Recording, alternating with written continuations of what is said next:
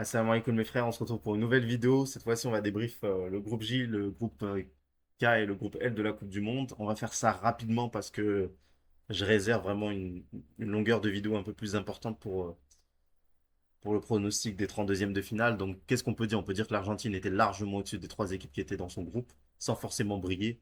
On a eu un grand Messi, un troisième match face à la Jordanie où vous avez deux buts sur coup de pied arrêtés avec un Abou Leila, le gardien de la Jordanie, qui est juste simplement catastrophique. On avait mis déjà le doigt là-dessus. Écoutez, les Argentins, ils ont fait le travail. Là, on a vu que beaucoup de pays n'ont pas été capables de faire justement ce travail-là. Donc, il ne faut pas non plus minimiser la performance des Argentins. Donc, félicitations à eux. En ce qui concerne euh, l'Autriche et l'Algérie, ce dernier match a été vraiment intéressant. Le gagnant allait jouer l'Espagne et le perdant surtout était éliminé. Et je pense que voilà, ce scénario un peu fou où deux fois les Autrichiens mènent au score et puis les Algériens se disent bah, est-ce qu'on va être vraiment dehors? Parce qu'il y avait quand même une certitude dans le jeu au niveau algérien, je trouve qu'ils étaient vraiment. Ils étaient supérieurs aux Autrichiens pour moi, pour ma part. Que ce soit dans la génération d'occasion, mais ne serait-ce que le contrôle du ballon, les Autrichiens, très peu dangereux dans les contre-attaques, très peu de vitesse, très peu de pressing au final. Et il faut aussi souligner le Ben Boot, le gardien algérien qui n'est pas bon, qui n'est pas au niveau. Et quand vous vous retrouvez avec des gardiens pareils, ben forcément vous encaissez des buts dans une compétition telle que la Coupe du Monde. Maintenant, Marez, avec son expérience, a réussi à mettre ce doublé-là. Quand ils ont marqué à la dernière seconde, j'étais quelque part très heureux de voir l'Autriche dehors de la Coupe du Monde, notamment parce que je les trouve pas si forts que ça. Et en plus, franchement, je sais pas, leur jeu m'agace quelque part. Je trouve que ils ont battu la Jordanie sur des coups de pied arrêtés, ils ont rien montré face aux Argentins. Donc quelque part, ça aurait été une belle punition. Et puis ça aurait permis aux Iraniens de poursuivre, on va dire, la Coupe du Monde. Malheureusement, ils ont marqué à la dernière seconde.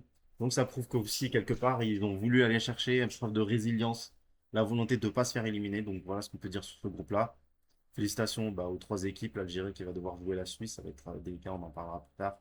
Les Autrichiens, les Espagnols, on leur donnera aucune chance.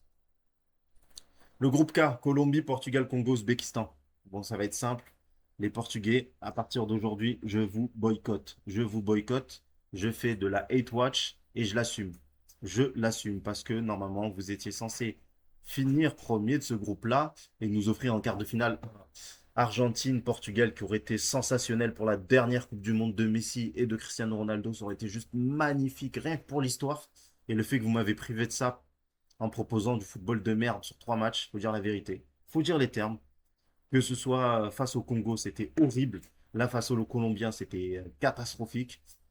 Où les Colombiens ont pris le dessus alors que l'équipe de France les avait battus avec l'équipe B. Franchement, honnêtement, il y a un gros problème, il y a un gros souci en termes de création d'occasions côté Portugal, mais surtout en termes d'occasions concédées, que ce soit par les Congolais, où ils avaient déjà concédé plus de tirs que eux n'en avaient proposé. Mais là, pareil, face aux Colombiens, honnêtement, ils auraient pu perdre 2 voire 3-0 ce match-là. C'est pas le match trompe-l'œil face aux Ouzbeks. Vous avez marqué 5-6 buts qui font que 5 buts, excusez-moi, qui font que on va fermer les yeux sur ça. Non, honnêtement, très déçu par les Portugais. Bon, vous êtes dans ma watch avec tout le respect que j'ai pour vous. Parce que moi, je vous voyais troisième favori derrière la France et l'Angleterre avant la compétition. Et au final, vous êtes loin, loin, bien loin de ce niveau-là.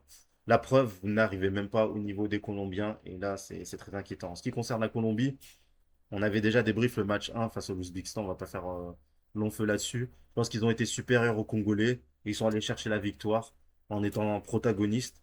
Avec encore une fois un Munoz étincelant avec des appels vraiment très intéressants. Pour moi, ils méritent leur première place. Il y a aucun souci. Ils auraient dû faire 9 points dans ce groupe-là. C'est dire la performance des Colombiens. Donc félicitations parce qu'il n'y en a pas beaucoup des équipes d'âme sud qui nous ont régalé. Et je trouve que eux, ils ont fait le travail. En ce qui concerne les Congolais, victoire face aux Ouzbeks qui a fait vraiment beaucoup de bien. Le scénario du match faisait que les Congolais perdaient 1-0. Il a fallu un excellent, un grand Yohan Wissa pour les extirper, on va dire, d'un cauchemar au final. D'un cauchemar, ça aurait été un cauchemar une nouvelle fois, de pas savoir quand vous êtes protagoniste, quand vous devez avoir le ballon, quand vous êtes favori dans un match, générer beaucoup d'occasions et déstabiliser l'adversaire. Quand il s'agit de faire bloc bas, les Congolais, il n'y a rien à dire, ils sont vraiment très forts. Ils l'ont prouvé plus ou moins face aux Portugais et face aux Colombiens.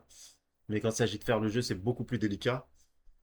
Mais heureusement, voilà, Wissa les a sortis de ce pétrin-là et ils sont allés récupérer leur victoire. Donc félicitations, on est, ça fait nos 9 sur 10, hein, 9 équipes africaines sur 10 qualifiées pour les 32e. Grande fierté pour le continent.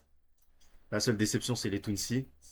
Et pour le dernier groupe, Angleterre, Croatie, Ghana, bah, ce qu'on peut dire, c'est que le Panama, qui a 0 points, 4 buts encaissés, c'est peut-être l'équipe qui est le moins bien payée de tout le tournoi. Ils ont été vraiment intéressants, moi je trouve, dans les 3 matchs où ils devaient battre le Ghana. Ils faisaient jeu égal face aux Croates. Face aux Anglais, ils ont été loin d'être ridicules. Donc, gros big up au Panama. Encore plus intéressant que les Haïtiens, par exemple, pour un quatrième ou bien les Turcs. Les Ghanéens, eux, ils ont fait leur Haram Ball qui a fonctionné 2 fois.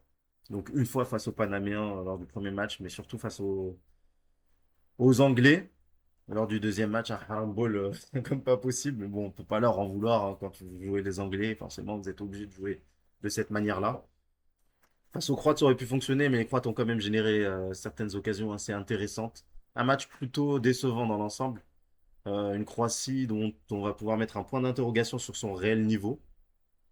Et les Anglais, bah voilà, hormis le couac face aux Ghanéens, mais je pense que c'est plus un couac anomalie statistique parce que les occasions, elles étaient là, elles étaient présentes. Ils ont fait le travail face aux Panaméens, ils ont fait le travail face aux Croates. Ils avancent calmement et paisiblement dans cette compétition et on va voir ce qu'ils vont donner. Donc voilà, les 32e de finale qui vont être intéressants. On va, on va, on va pronostiquer tout ça ensemble dans la future vidéo et j'espère qu'on aura des bons pronos. Allez, salam alaikum les gars.